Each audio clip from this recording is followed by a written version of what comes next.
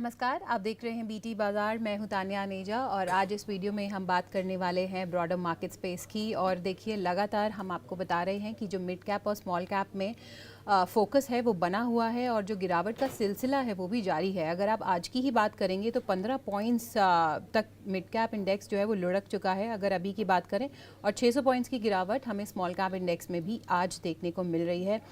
ये जो गिरावट का सिलसिला है हमने देखा है, ये शुरू हुआ जब सेबी चेयरपर्सन की तरफ से ये बयान आए कि काफ़ी सारे जो पॉकेट्स हैं फ्रॉड के वो मार्केट्स में हैं, specially small and mid cap space में।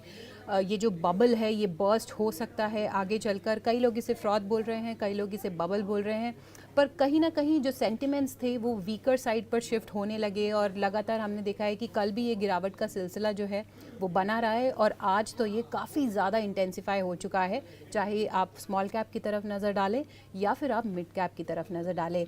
और इसी के साथ ही देखिए, जो एसोसिएशन है म्यूचुअल फंड्स की, एमफी, उनकी तरफ से भी ये बयान आते हुए नज़र आए कि वो एक स्ट्रेस टेस्ट करेंगे अब मिड कैप और स्मॉल कैप स्कीम्स पर, और उनके जो रिजल्ट्स हैं वो हर महीने की 15 तारीख को उन्हें सबमिट करने हैं और वो पब्लिक में भी जारी किए जाएंगे।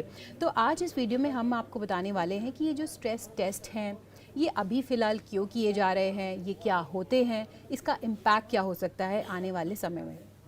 सबसे पहले क्वेश्चन आता है कि स्ट्रेस टेस्ट है क्या। अब देखिए, लगातार हम देख रहे हैं कि जो मिड कैप और स्मॉल कैप स्पेस है उसमें वैल्यूएशंस को लेके चिंता जताई जा रही है, चाहे वो एक्सपर्ट्स हो, चाहे वो सेबी की चेयरपर्सन हो। उनका ये भी कहना था कि कुछ जो वैल्यूएशंस है वो फंडामेंटल से मैच नहीं करती हैं और इसके चलते कहीं ना कहीं जो मैनिपुलेशन का भी सिलसिला है कुछ सेगमेंट्स में वो देखने को मिल रहा है। तो इसके चलते सेबी और जो म्यूचुअल फंड्स एमफी है उनकी तरफ से ये डिसीजन लिया गया था कि जो स्ट्रेस टेस्ट हैं वो करे जाएंगे मिड कैप और स्मॉल कैप फंड्स पर, और उनके जो रिजल्ट्स हैं वो हर 15 तारीख को पब्लिक किए जाएंगे। और अगर आप AUMs की तरफ भी नज़र डालेंगे फेब के महीने में ही, तो स्मॉल कैप में जो फिगर आया था वो 2.49 लाख करोड़ का था, जो कि अपने आप में एक रिकॉर्ड है। और अगर आप मिड कैप में भी देखेंगे तो वो 2.94 लाख करोड़ का था, वो भी एक रिकॉर्ड है। तो इसके चलते देखिए, कहीं ना कहीं जो मार्केट रेगुलेटर है वो ये सोच रहा है कि ये ओवर एग्जूबरेंस और फ्रॉथ जो है वो मार्केट में बिल्डअप हो रहा है, चाहे वो कुछ सेक्टर्स या कुछ स्पेसिफिक स्टॉक्स में ही हो।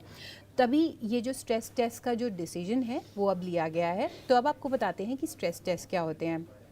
स्ट्रेस टेस्ट का जो मेन एम है, जो मेन जिसके लिए स्ट्रेस टेस्ट लिए जा रहे हैं वो ये है कि कभी भी अगर एक्सट्रीम वोलेटिलिटी आती है या फिर कोई क्रैश होता है मार्केट में, उसके ज़रिए जो इन्वेस्टर्स हैं वो अपना कितना पैसा निकाल सकते हैं स्मॉल और मिड कैप स्कीम से, वो आपको इन स्ट्रेस टेस्ट की तरह के ज़रिए पता चल सकता है।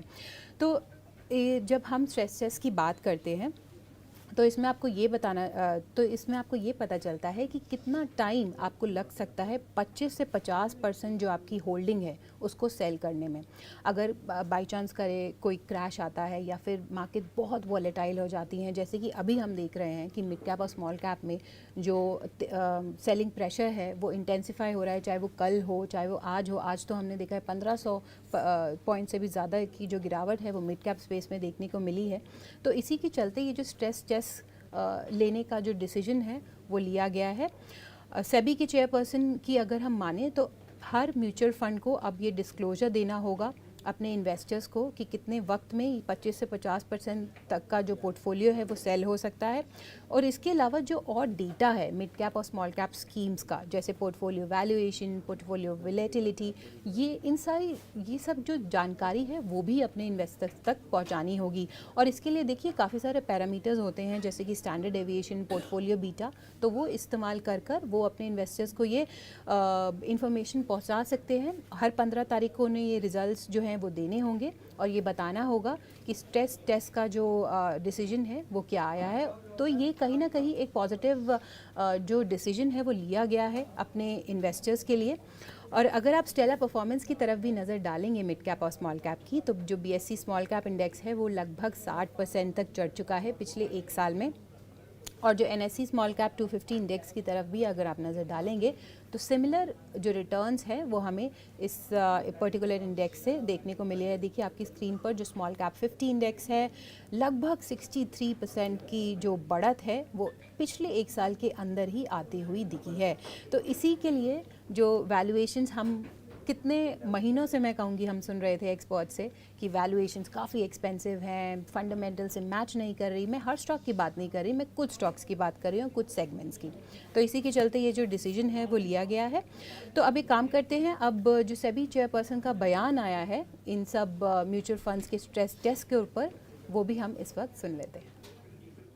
While the desire of the regulator was to be facilitative and to have a listing environment which is not as, I would say, as well regulated as the main board, because small and medium enterprises find it hard to comply with many of those requirements.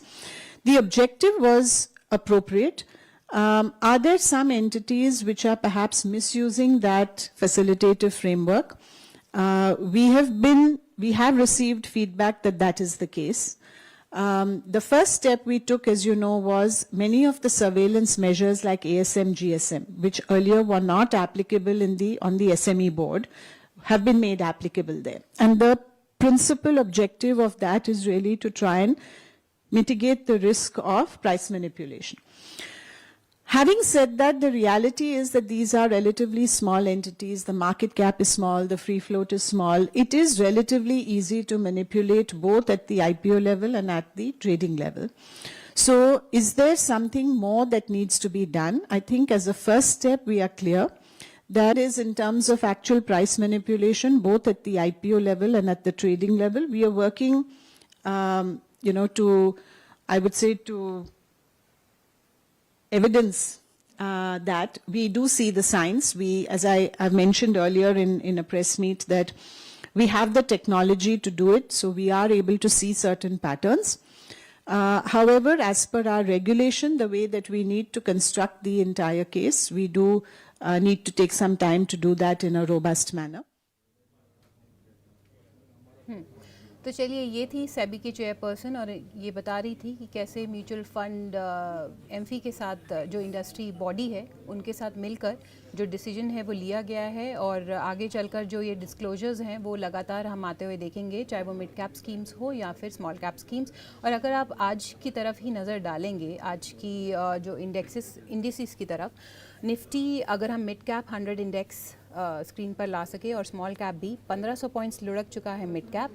इसमें काफ़ी सारे जो stocks हैं, आप देखिए IRFC, सोना Comstar, Lodha, NHPC, ये सारे तमाम स्टॉक्स 7 से 8% तक लुढ़क कर आज कामकाज करते हुए हमें दिख रहे हैं।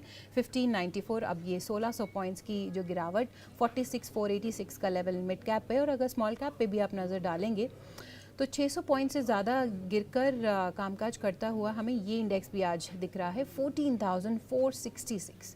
तो आप देख सकते हैं जो कट्स हैं वो कितने ज़्यादा डीप हो चुके हैं अब, और जो सेलिंग प्रेशर है वो काफ़ी ज़्यादा इंटेंसिफाइड है इस वक्त की अगर हम बात करें।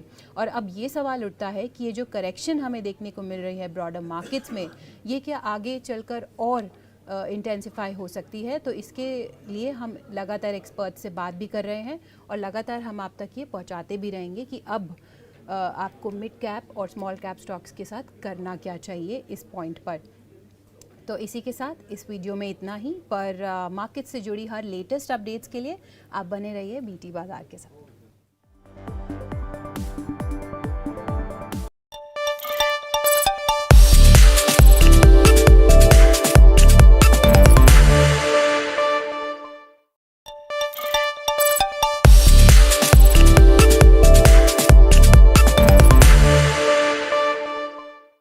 Across the board, SEBI is now doing automated supervision on a 100% basis, no sample, 100% basis supervision. Now, wherever the supervision is